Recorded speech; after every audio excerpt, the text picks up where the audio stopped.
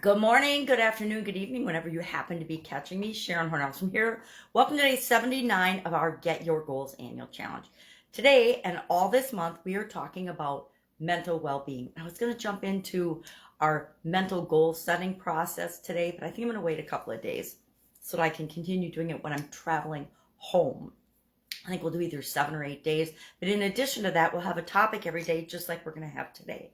Today, we're talking about having a sip of coffee and cultivating optimism. We've talked a lot about negative thinking and negative thoughts and beliefs and how do you fix limiting beliefs and things. But let's talk about today and switch our focus to the positive, right? What are some of the benefits of cultivating optimism, being more optimistic? You know, there's the whole discussion about the glass half empty, the glass half full, and entrepreneurs believe, hey, the glass is refillable. And I totally believe that. But I, like everyone else, have times in my life when I'm seeing that glass half empty, other times when I'm seeing the glass half full. And I found personally, with the exception of my cloggy throat today, as soon as we left, everybody in the family got sick. So, of course, I brought some cold germs with me. But I'm optimistic that I will take my medicine or my viral allergy stuff and I will be fine over the course of this trip.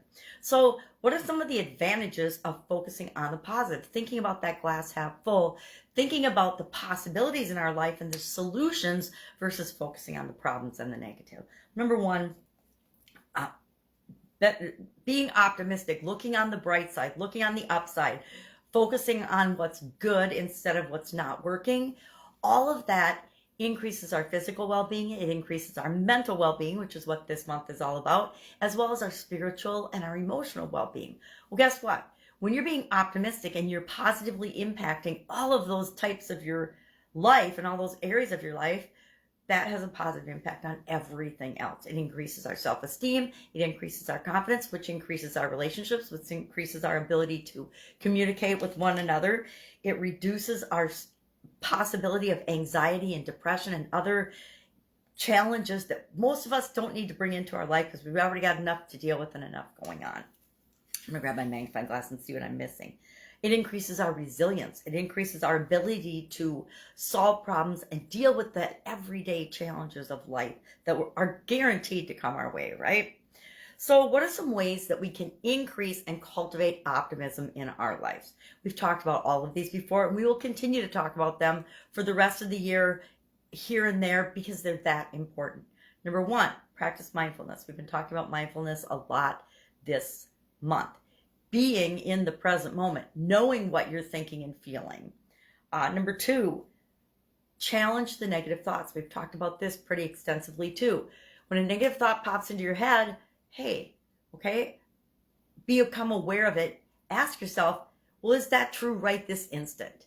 Is it true always? Is it always true for me? Because chances are nothing is always true for us because nothing is always true for us. It might have been true in the past. There might be little snippets of time where something negative has happened and it's been true for you, but the vast majority of the time it's not. I talk to the people I deal with chronic pain a lot on this. So often, as chronic pain sufferers, as people that have, chronic pain is a consistent challenge. But even with chronic pain, we don't experience and feel the intense worst part of the pain all the time, 24 hours a day, every second of the day. It feels like that because our brains and our minds link all of those pain points together, so it feels like we're in constant pain. But we have the ability, all of us, I did it on myself first, and I've helped thousands of other people to do this as well. If you can become conscious and aware of when the pain eases up a little or when it's not so intense, you can expand those amounts of time and experience more of those instead of only experiencing the really intense parts of pain. And we could do the same with everything in our life. Negative events and negative things that happen, they have a big impact on us, but if we really look at how much time we actually experience those things, with respect to the rest of our life, it's not even probably 1%. It's a very small percentage of the amount of time that we're experiencing the negative thing or the pain. So if we can flip that and focus on the time when we're not experiencing the pain, on the time when we get a bit of relief, we can expand that, it can grow. That's how I taught myself how to function when I was experiencing chronic pain, debilitating chronic pain, like bedridden chronic pain for 3 years. And I was like, this is not going to be my life. And there wasn't anybody, there wasn't any internet, there wasn't anyone to help me figure it out. I had to come up with strategies and ways to get out of it myself. And that's what I like to teach other people, because dang, if I could do it, I believe just about anybody can do it. How else do we cultivate? So we challenge those negative thoughts. We challenge those negative feelings. We challenge those negative beliefs. We practice gratitude. We focus on what is working and what we want more of, not what isn't working, right? We minimize what isn't working. It doesn't mean we ignore it and we pretend it's not happening. It's just that we don't think about it all the time and relive it over and over and over again. We surround ourselves with positive people, or people that make us feel good, right?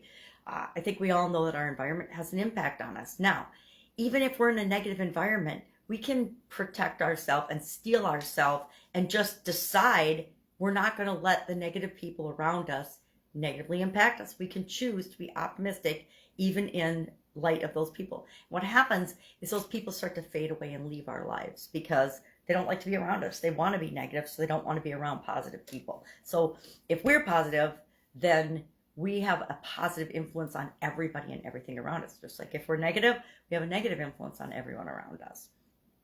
Practice mindfulness, we talked about that. And then the last piece of advice that most experts give is to set realistic goals. And I say set goals that drive and motivate you. If those happen to be realistic to you and you can achieve them and get little milestones along the way and celebrate those successes, and that drives you to set more and more goals, awesome. But a lot of people, me included, I used to set realistic goals. I'd achieve them, and then I would be let down and disappointed because I hadn't quickly, or before I achieved the current level of success or goal, set the next one. I'm one of those people that has to always be striving towards something. So I like to set unrealistic goals, but do what's right for you. So what's our action item today? We are going to think about and notice when you're being optimistic, and ask yourself, what of these things, of any of these things, could I do today to cultivate more optimism, to bring more optimism into my life? Maybe it's just go hang around fun people, or do something fun, or watch something funny, or read something entertaining. Find something that works for you. That's it. Have an awesome day. If I can help you in any way, ask. You can always direct message me here, or just Google and you can find me pretty easily. Sharon Horne-Ellstrom, Get Up and Go Challenge, Get Your Goals Annual Challenge, Supersize Your Business. I'm all over the place. All right. Have a great day, and I'll, of course, see you tomorrow.